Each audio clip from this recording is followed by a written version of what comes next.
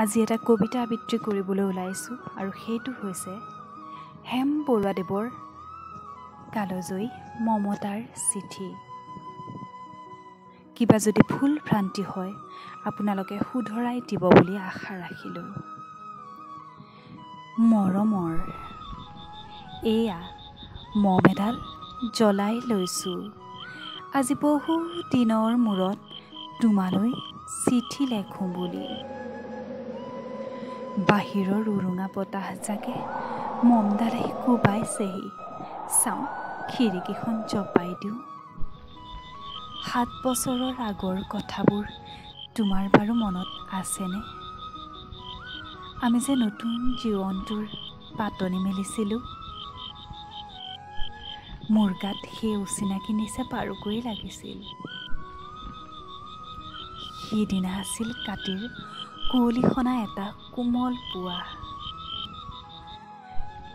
পদূলিত তলসৰা শেৱালিবোৰ উপচি আছিল আৰু সন্ধিয়া মই তোমালোকৰ ঘৰলৈ নগৈ আহিবৰ দিনা আকাশৰ মেঘৰ মোহনাত হালধীয়া যোনটো নাওখন হৈ আমাক যে ৰিঙিয়াই মাতিছিল তৰাৰ দেশলৈ, মই লোৱা কঁকালৰ ৰিহাখনলৈ তুমি বাৰু তেনেকৈ কিয় একেথৰে চাইছিলা? মোৰ কেনে লাগিছিল জানা? তুমি যেন কোনোবা দূৰ বিদেশৰ স্বপ্নাতুৰ আলোকৰ মানুহ আৰু মই যেন তলসৰা এপাহ শেৱালি। সেইদিনা মন সাগৰত মোৰ এৰি অহা আৰু আহি পোৱা অলেখ ঢৌৰ কঁপনিও জাগিছিল। তোমাৰ জানো এইবোৰ কথা মনত নাই?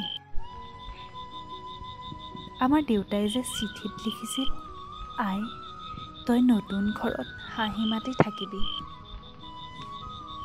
এইবোৰ 7 বছৰৰ আগৰ কথা। মোৰ যে সকলোবোৰ পুৰাণৰ সাধু যেন লাগে।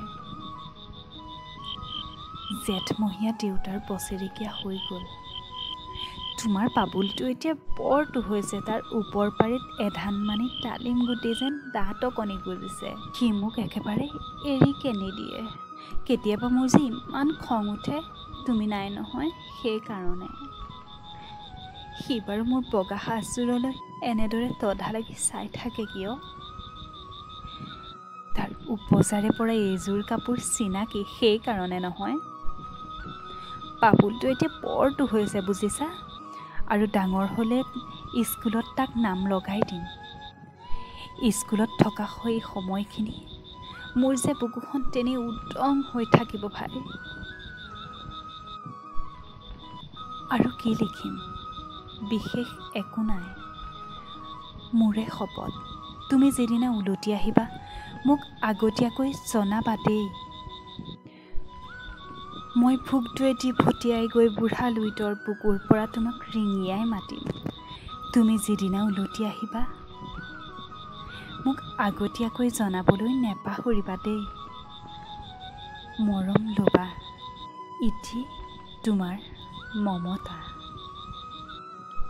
পুনঃ এইবাৰ বুজিছা, মাঘৰ বিহুৰ মেজিৰ জুইকুৰা বৰ ৰঙাকৈ জ্বলিছিল।